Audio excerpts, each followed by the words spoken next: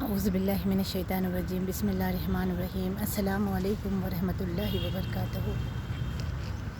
عزیزم، قرآن session کا میں پہلے پارے کا دوسرا سیشن، جس کے کچھ اہم نکات ہیں، یعنی پہلے پارے میں جو ہم نے کوڈنگ کہا تھا اس کو تھوڑا سا ہم بریفلی ایکسپلینیشن کر لیتے ہیں۔ اقسام انسان کی قسمیں، اعجاز قرآن اور قصہ حضرت آدم ہے۔ اس میں انسان کی اقسام بتائی ہیں، 3 قسم کی ہے: مومنین، منافقین اور کافرین۔ مومنین کی صفات بتائی ہیں خداوند کریم نے اس بارے میں کہ مومنین کی 5 صفات ہوتی ہے کہ ایمان بالغیب اور اقاموا الصلاۃ، یعنی ایمان بالغیب یعنی وہ غیب پر ایمان رکھتے ہیں، یعنی اللہ نظر نہیں آتا، وہ اللہ کو مانتے ہیں۔ امام زمانہ پردہ غیبت میں ہے، وہ ان کو مانتے ہیں۔ حضرت خضر، حضرت الیاس، ان کی غیبت یعنی عیسیٰ علیہ السلام یہ چوتھے آسمان پہ ہے، ان کو مانتے ہیں۔ شیطان نظر نہیں آتا لیکن ساری کارستانی اگر گزرتا ہے تو یہ غیب پہ، اس کے غیب ہونے پر اور اس کے کام کرنے پر یقین رکھتے ہیں۔ اور اقاموا الصلاۃ یعنی نماز کو پڑھتے ہیں، قائم کرتے ہیں۔ اور جو کچھ دیا گیا ہے اللہ کی طرف سے، یعنی جو کچھ ہمارے پاس ہے، تیسرا پوائنٹ یہ ہے مومن کی، کہ مومن جو کچھ اللہ کی دی ہوئی نعمتیں ہوتا ہے اس کو اپنی نہیں سمجھتا بلکہ اس کو تقسیم کرتا ہے، اس کو بانٹتا رہتا ہے، اس کو لوگوں میں تقسیم کرتا رہتا ہے۔ اور چوتھی قسم یہ ہے کہ ایمان بالغیب، غیب پر ایمان رکھتا ہے، یہ ہم نے کہہ دیا۔ اور 5ویں قسم یقین بالآخرہ، یعنی وہ اس دنیا میں رہتے ہوئے آخرت کو محسوس کرتا ہے، اسے اچھا عمل کر کے جنت کی خوشبوئیں محسوس ہوتی ہے، وہ برے عمل سے اپنے دامن کو محفوظ کر لیتا ہے۔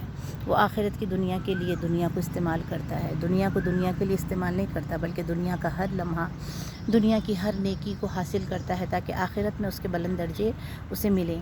ابھی اسی بارے میں کچھ اور بریفلی ایکسپلینیشن کیا گیا ہے کہ منافق، اب انسانوں کی اقسام میں پہلے مومنین اور اس کے بعد پھر منافقین، پھر کافرین ایکسپلینیشن ہوگا۔ اب یہ منافقین تو وہ ہیں کہ جو اندر سے کچھ اور ہوتے ہیں اور باہر سے کچھ اور ہوتے ہیں۔ ان کی اقسام رب العزت نے اس طرح بتائی کہ منافقین جھوٹ، دھوکہ، عدم شعور اور بیمار دل، صاف جھوٹ، احکام الہی کا مذاق، فتنہ و فساد، جہالت، ضلالت اور تذبذب، تردد، کریں یا نہ کریں، ایمان لائے یا نہ لائے، یہ منافقین کی ہیں۔ ایمان لانے کے بعد بھی جو ایمان لانے کے بعد بھی گمراہ ہو جاتے ہیں، خدا کو مان لیتے ہیں زبان سے لیکن دل سے نہیں مانتے۔ اب آئیں جھوٹ، منافقین کی پہچان میں جو سب سے پہلے جھوٹ آتا ہے۔ جھوٹ کے لیے کہا گیا کہ جھوٹ ایک ایسی برائی ہے جیسے سارے گناہوں کو، سارے برائیوں کو اگر ایک کمرے میں ڈال کر اسے مفخل کر دیا جائے اور اسے تالا لگا دیا جائے، اور اگر وہ ایک تالا کھول دے تو وہ جھوٹ ہے، ساری برائیاں خود بخود سما جائے انسان کے اندر اگر وہ جھوٹ بولنے کا عادی ہو جائے۔ دھوکہ یعنی منافق دھوکے باز ہوتا ہے، اپنی بات پہ قائم نہیں رہتا۔ عدم شعور، لاپرواہی، بے توجہی، اور قلب اس کا بیمار ہوتا ہے، اس کے قلب میں کبھی نور سما نہیں سکتا، قلب اس کا بیمار ہوتا ہے۔ اور صفاحت سے کام لیتا ہے، جھوٹ سے کام لیتا ہے، احکام الہی کا مذاق اڑاتا ہے، ایزی لے لیتا ہے احکام الہی کو، احکام الہی کے بارے میں بے عدلی اختیار کرتا ہے، بے توجہی اختیار کرتا ہے، اور فتنہ و فساد پھیلاتا ہے۔ جہاں جاتے ہیں فتنہ و فساد پھیلاتے ہیں، جسے خداوند کریم ایک جگہ ارشاد فرماتا ہے کہ الفتنۃ اشد من القتل، فتنہ جو ہے بہت زیادہ سنگین ہے، قتل کے مترادف ہیں۔ فتنے سے لوگ اتنے بڑے بڑے گناہوں میں ملوث ہو جاتے ہیں۔ اور جہالت یعنی اس کے اندر جہالت ہوتی ہے منافق کے اندر، اور ضلالت یعنی وہ غلیظ کام کرتا ہے، پلید کام کرتا ہے، بے حیا کام کرتا ہے، بے تکے کام کرتا ہے، جس سے معاشرے میں پراگندگی پھیل جائے، اور تردد سے کام لیتا ہے، اسٹیبل نہیں ہوتا، قرار نہیں پکڑتا، متزلزل رہتا ہے، یہ ہے۔ اور پھر اعجاز، دوسرے پارٹ میں اعجاز قرآن معجزہ ہے۔ قرآن کے اندر خداوند کریم فرماتا ہے اس سورہ بقرہ کی کہ قرآن کیسے معجزہ ہے کہ تم الفاظ کو پیش کر کے، خدا کہتے ہیں یہی الفاظ ہیں نا جس سے قرآن بنی ہے، الف سے با تک، الف با سے لے کر یا تک، یہی الفاظ ہے جس کے سے ہم نے قرآن بنایا، اور یہ الفاظ تم کو بھی عطا کیے، لیکن تم یہی الفاظ سے قرآن جیسا کوئی کلام بنانے سے قاصر ہو۔ تو خداوند کریم فرماتا ہے کہ قرآن ہمارا معجزہ ہے، تم نہیں کر سکتے یہ کام، ہم نے کیا ہے۔ تم چاہو تو غور کرو، کوشش کرو کہ سورہ کوثر کی کوئی جیسی کوئی صورت لے کے آؤ۔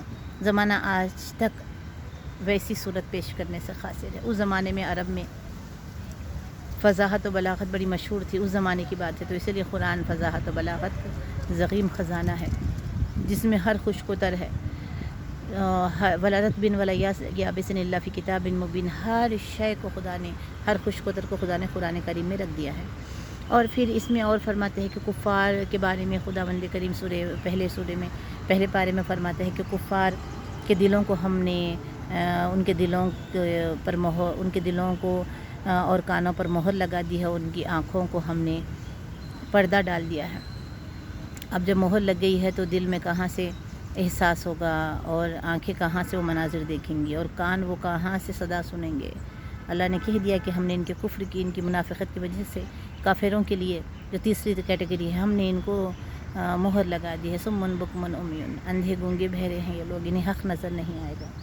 اعجاز قرآن یعنی قرآن، جن صورتوں میں قرآن کی عظمت بیان کی گئی ہے ان میں حروف مقطعات بھی ہیں، کوڈنگ ورڈز بھی ہیں۔ تو خداوند کریم فرماتا ہے کہ دیکھو تم ہرگز ایسا کلام نہیں پیدا کر سکتے جو ہم نے بنایا ہے، اور ہم نے اس قرآن کو ہم نے بنایا ہے، ہم نے نازل کیا ہے دھیمے دھیمے کر کے۔ اور اس میں قصے حضرت آدم بیان کیا گیا ہے کہ اللہ تعالیٰ آدم علیہ السلام کو جب زمین پہ اپنا خلیفہ بنا رہا تھا تو فرشتوں نے کہنا شروع کیا کہ انسان تو فسادی ہے۔ اللہ تعالیٰ نے آدم کو علم دیا اور فرشتوں سے اقرار علم کی بنا پر آدم کو سجدہ کروایا، اور فرشتے آدم کو سجدہ کرنے کے لیے جھک گئے۔ شیطان نے انکار کیا، وہ مردود ہو گیا۔ جنت میں حضرت آدم و حوا کو شیطان نے بہکایا، اور پھر انسان کو خلافت ارض عطا ہوئی۔ قصہ حضرت ابراہیم، خانہ کعبہ کا اپنے بیٹے کے ساتھ سنگ بنیاد رکھنا، تعمیر کرنا، اور پھر اللہ تعالیٰ سے اس کے قبول کرنے کی دعا کرنا، اور پھر توبہ و استغفار کرنا۔ ہے قول قرآن قول محمد، ہے قول قرآن قول محمد، فرمان یہ بدلا نہ جائے گا، بدلے گا زمانہ لاکھ مگر قرآن نہ بدلا جائے گا۔ السلام علیکم ورحمۃ اللہ وبرکاتہ۔